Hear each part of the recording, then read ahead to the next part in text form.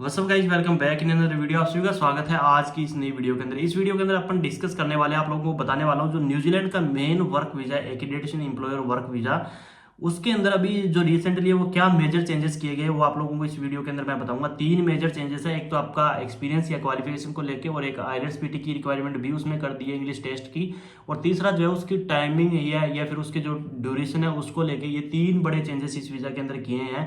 तो चलिए स्क्रीन पे चल के आपको पूरी वहीं पे समझाता हूँ कि किस तरीके से क्या क्या जो नए चेंजेस है वो आए हैं। अगर आपको फिर भी कोई दिक्कत है, कुछ क्वेरी है, तो आप लोग इंस्टाग्राम पे आके पूछ सकते हैं, कमेंट बॉक्स में भी पूछ सकते हैं। तो मैं जितना हो सकता है आप लोगों की मेरे एक्सपीरियंस के अकॉर्डिंग जरूर हेल्प करूंगा।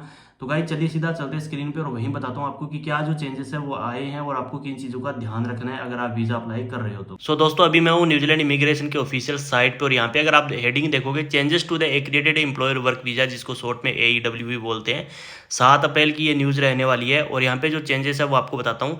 What is changing for people with an AEW। यहाँ पे अगर आप 2 नंबर वाली लाइन देखोगे तो if you applied for your first AEW before 21 जून 2023, यानी कि अपने एक्रीडेटेड एम्प्लॉयर वर्क वीजा 21 जून 2024 से पहले अप्लाई किया था, और जो आपकी जॉब है वो एनजेडएससीओ लेवल 4 और 5 के अंदर अगर आती है तो पेइंग 8 और above the required AEW wage rate, यानी कि इसका जो मिनिमम मीडियन वेज है वो 29.66 था पहले, अगर उतना मिलता है या उससे ज़्यादा आप लोगों को मिल रहा है, and currently hold 3 year AEW, अगर आपके पास अभी 3 साल का ये वर्क वीज़ा है, you will no longer be able to access the maximum time of 5 years. आप इसको 5 साल तक का नहीं बढ़ा सकते, यानी कि आप फर्दर इसमें 2 साल का नहीं अप्लाई कर सकते कि हमारे को इसको 5 साल का दिया जाए, क्योंकि ये पहले 2 साल और 3 साल कैटेगरी में मिलता था, फिर इसको बंद करके 5 साल का कर दिया गया था। अब वापस इसको ये घटा रहे हैं, ठीक है। तो ये आपके पास अगर आपने 21 जून 2023 से पहले अप्लाई किया था, मीडियम वेज आपको मिल रहा है उससे ज़्यादा मिल रहा है, और आपके पास 3 साल का वीज़ा ऑलरेडी है, तो आप इसको 5 साल का नहीं कर सकते, यानी कि 2 साल का आप इसको एक्सटेंड नहीं करवा सकते। तो ये अब आप चीज़ अपने दिमाग में से निकाल देना।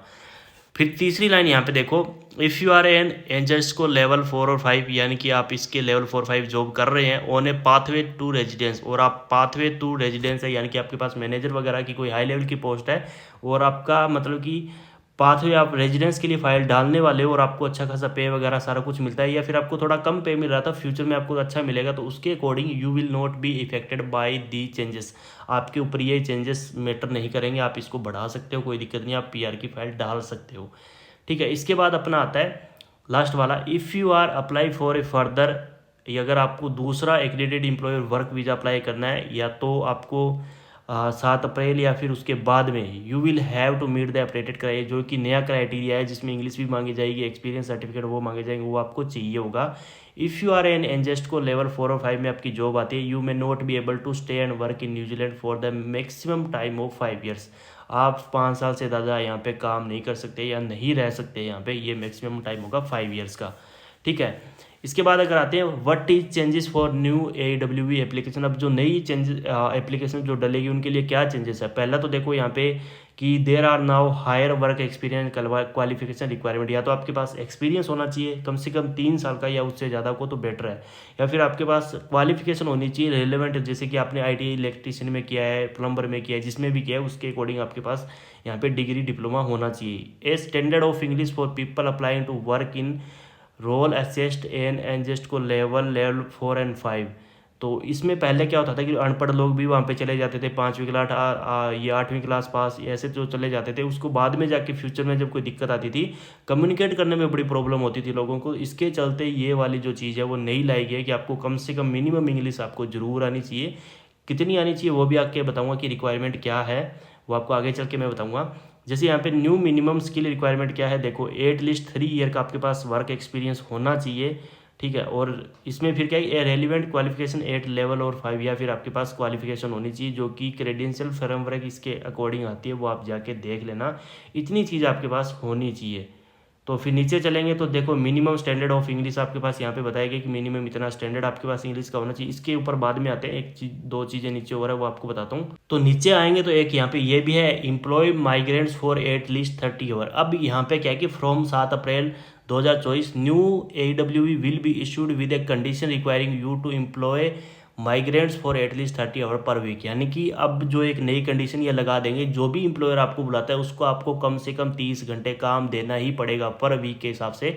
इससे ज़्यादा दे तो कोई दिक्कत नहीं, इससे कम देगा तो उसके ऊपर लीगल एक्शन आप लोग कर सकते हो, या फिर इमिग्रेशन है जो वो भी करेगा। If you do not provide at least 30 hours a week, employment can revoke your application. जो एम्प्लॉयमेंट अब आपकी एप्लीकेशन है वो रिवोक कर सकते हो, और इनका एक्रीडिटेशन है वो भी कैंसिल कर सकती है इमिग्रेशन। इस चीज़ के अंदर यहाँ पे ये चीज़ बताया गया है। तो बाकी यहाँ पे नीचे नहीं है कुछ भी, आप इसको जाके फ्री टाइम में अच्छे से पढ़ सकते हो। इतना कुछ इसमें खास मेरे को लगा नहीं है, जो कि ऑलरेडी मैं आप लोगों को बता चुका हूँ। तो बाकी ये तो जो एम्प्लॉयर्स है उनके ज़्यादा काम की चीज़ें हैं जो नीचे बताई गई है, एम्प्लॉयर के लिए जो क्या चेंजेस है। अब अपनी जो मेन चीज़ थी उसके ऊपर आते हैं, इंग्लिश वाली रिक्वायरमेंट। जी हाँ दोस्तों, इससे पहले मेरे पास ऑलरेडी लोगों के मैसेज कॉल आ भी चुके हैं कि इंग्लिश की नई जो रिक्वायरमेंट है वो क्या है। आप यहाँ पे देखोगे, English language test result for the accredited employer work visa. क्या चाहिए मिनिमम आपको, यहाँ पे ये सारी चीज़ें आप देख सकते हो। यहाँ पे अगर इन कंट्रीज़ के अंदर आप स्टडी करिए है या फिर आपके पास इनका सिटीजन है, तो इनके लिए जो सिनेरियो है वो थोड़ा डिफरेंट है, आप उसको जाके देख लेना। बट अपने लोगों ने यहाँ से नहीं करी है, तो मोस्टली अपने इंडिया से जो लोग कर रहे हैं उनको मैं बताता हूँ कि English language test result we accept. इनको टेस्ट और मिनिमम स्कोर क्या चाहिए।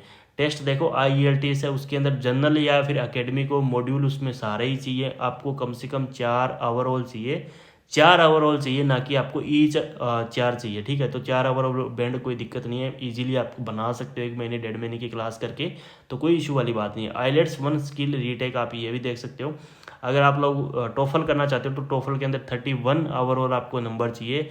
और सबसे ईजी लोगों को लगता है कि पीटी सबसे ईजी है और कोई दिक्कत नहीं है, तो पीटी की जो रिक्वायरमेंट है वो सबसे कम यहाँ पे रखी गई है। जैसे कि Pearson test of English academic, PT academic इसे यहाँ पे चाहिए आपको 29 ओवरऑल चाहिए, जो कि बहुत ही कम रिक्वायरमेंट है। अगर आप मेरे हिसाब से अगर आप बिना स्टडी किए बिना तैयारी किए भी एग्जाम दोगे तो आप लगभग 35-40 नंबर इजीली बना सकते हो।